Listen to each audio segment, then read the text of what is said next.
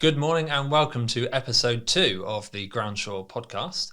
My name's Tom Harvey-James. I'm the Technical Communications Executive here at Groundsure, and I'm very lucky to be joined by Giles Mound, one of our geologists today.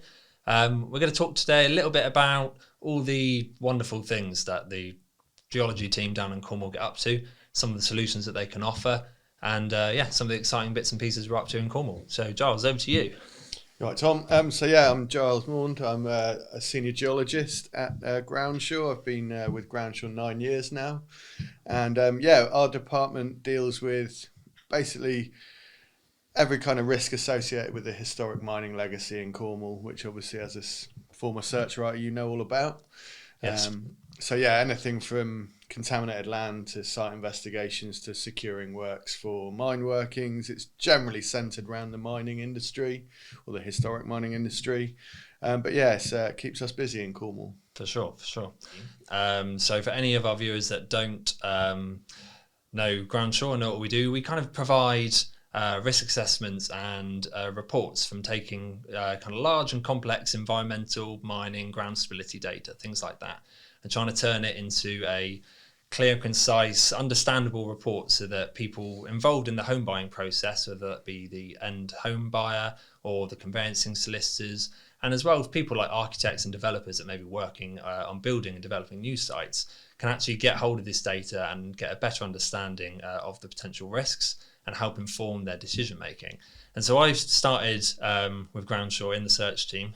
We would take all the historic mining data, some of which is hundreds of years old, and was hand drawn on these beautiful old dusty maps, some of which is satellite data, which is using the Sentinel-2 satellite and is accurate to really fantastic resolutions and looking at ground movement. And we try and then put those into risk reports for home buyers. And so this is kind of when you come involved. It's nice to be able to provide people a past report. That's the best example, and that's what everybody wants. But that's not always the case. And so when we identify a risk and there's a further action needed, this is when you and your team become involved. And would you be able to just talk through some of the kind of options that may come up and things people may have to consider? Yeah. So as you said, the geology team essentially come into action after the search report has been sent out, the desktop search, and generally it's when further action is required. As you said, there's also two. You've either got conveyancing for existing dwellings or properties, and then the other side of it is working alongside development sites, whether that's a single plot right up to a 200-300 plot development. Depending on what the risk is, we offer a variety of services, whether that's a mining risk assessment for an existing building or dwelling.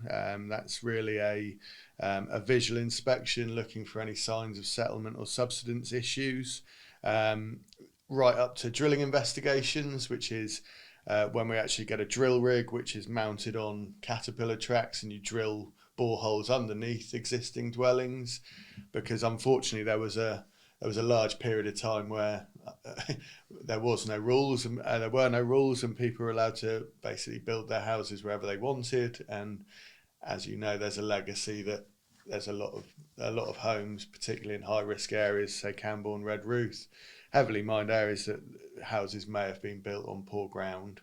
Yeah. That's that's the sort of conveyancing side of it for existing dwellings, and then obviously we've got the development arm. So that's obviously the best place you can. We always say addressing any mining risk, whether it's a house sale or a development site, addressing your mining risk or potential mining risk as early as possible is going to save you in the long run. Absolutely.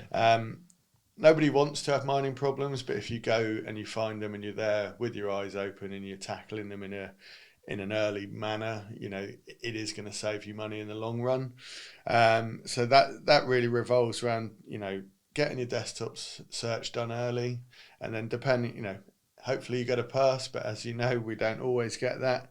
But if we then can target the risk in a suitable way and at the earliest possible stage, it's going to be for the best. So with development sites, there's again, drilling is also used on a development site, even though it's often used for tighter areas or areas where there are buildings covering the ground, but it still has uses on development sites. As opposed to that, we will actually do physical excavation with machinery. So that's either stripping the site of topsoil and any made ground so we can see an undisturbed natural ground horizon, or it might be continuous trenching. And what the trenching is used for is to cut across risk areas. The risk areas are general mining features like whether they're mine shafts, mineralized veins, which may have been excavated out into what we call stopes, which, for want of a better explanation, is an elongate shaft. It's a linear working that can be taken to hundreds of feet. Plus, then you've got all the earlier stuff. So we're always looking for trial pits, exploratory workings, abandoned workings that may not have been fully mined, but could essentially cause problems as and when you start digging your foundations. Because, for instance, even though an exploratory pit might only be 2 or 3 meters deep, if it's been poorly backfilled and you put your strip footing over there, you could have differential settlement at a later date, and people start questioning why that's happened. So again, like I say, as early as possible, we'd always say get your mining risk assessment done and follow the instructions from there. Yeah, absolutely. So this first photo actually shows, we did some drilling on a site. It was earmarked for development. There was a shaft recorded there. We drilled it and we found it. And then the next stage prior to the development happening was to actually excavate and secure this mine shaft.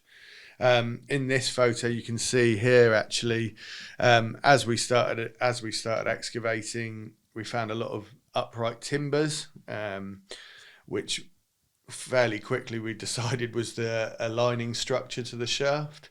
As we were digging down further and further, we also saw essentially movement in the ground, some almost sort of pulsing as the digger was digging out. Wow. The ground. And what we came to find was essentially when the mine shut down, the miners put an old metal door across the aperture of the shaft around this timber decking, and the digger went through it. It was rusted to virtually nothing. And the next photo you'll see, it shows the shaft open. Now this was That's huge.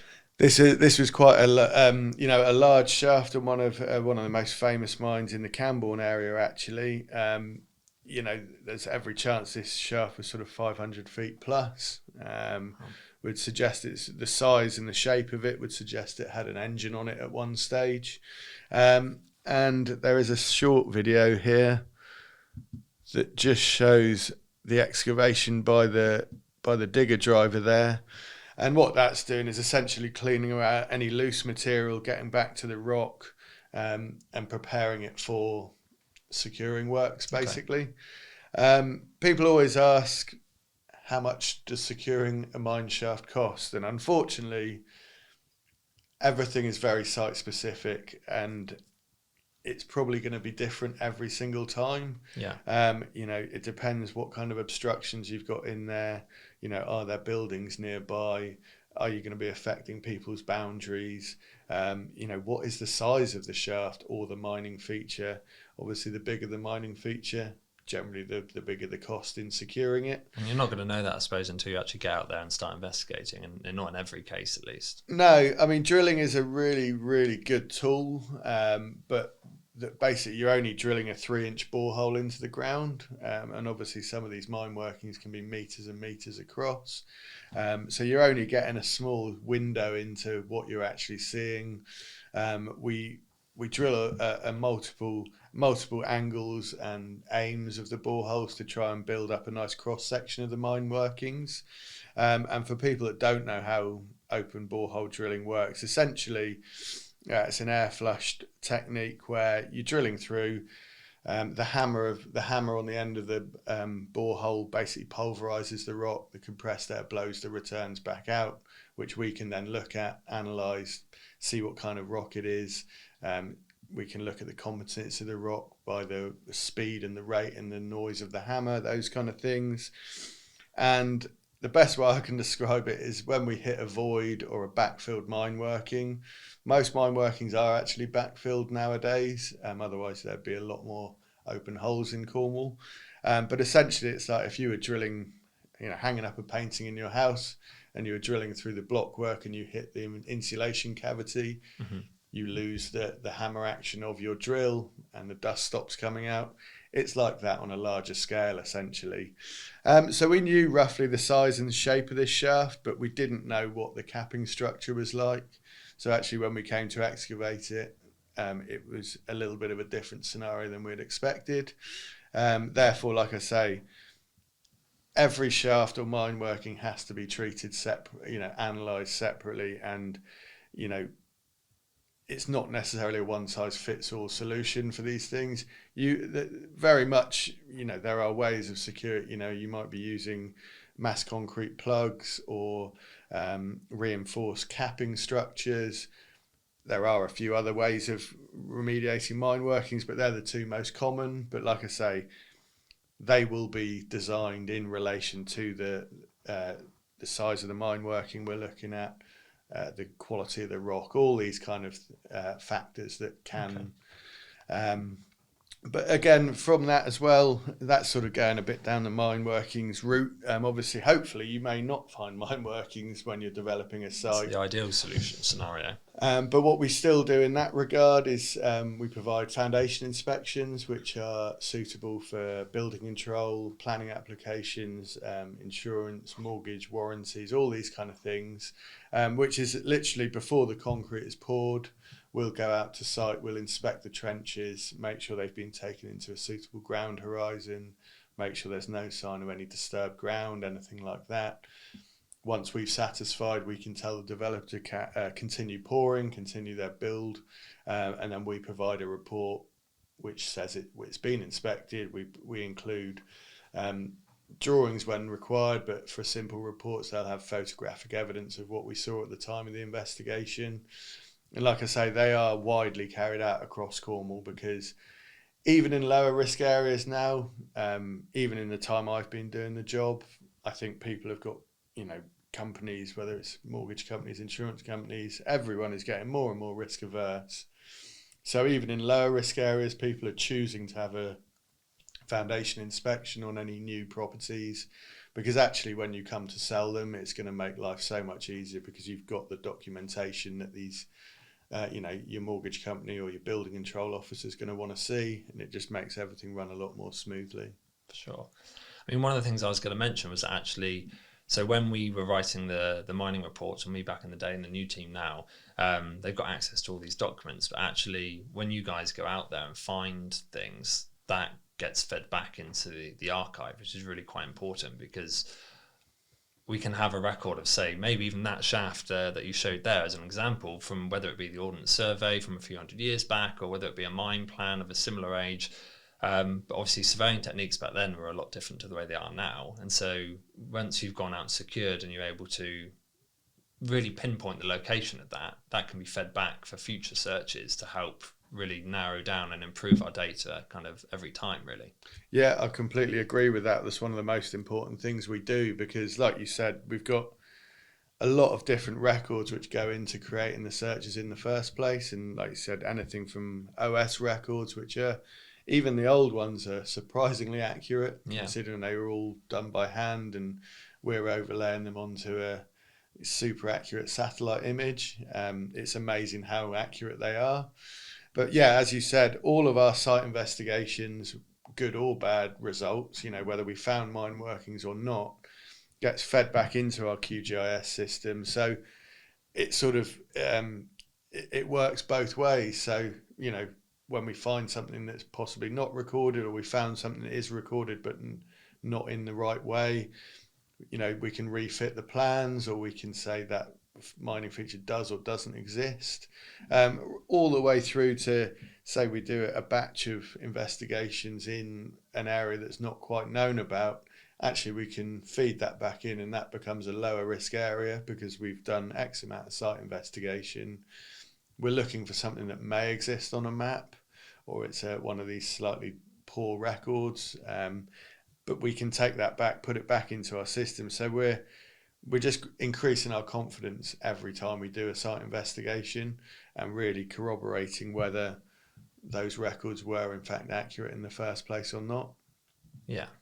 Yeah, and ultimately that's providing better interpretation of the data and better results for customers going forward, really, which is really important. Definitely, and you know there is a slight, you know, that once say a house has been drilled now, the likelihood is there's not going to be more mining happening underneath it. So if that house has been drilled and it's had a past report, the likelihood is that's not going to change unless a mine opens up next door. So it's good for that property moving forward then, because any transaction can go back to that drilling report, see that it's been carried out and carried out well, and like I say, the risk is then reduced on that site. So yeah, like I say, but that's always being fed back in, and like I say, the records are always evolving to reflect that. Yeah, and by contrast, we're able to provide a real kind of solution based response to these things. It's we maybe had a flag risk, but actually you guys are able to try and turn that around and actually turn it into a positive solution for the home buyer. Exactly, and you know there are situations that are a bit more tricky, but there always are solutions, and you know there are ways around things, you know, securing works and, you know, other techniques where necessary. But like I say, if we do find mine workings, it's not the end of the world. We just have to start thinking about what are the options moving forward then. Yeah. So that kind of brings us to the end of this episode. Leaves me just to say we've got, we really appreciate everybody taking the time to listen to these podcasts. We've got a few more in the pipeline, so keep your eyes out for those. Thanks very much for taking the time, and we'll see you again soon.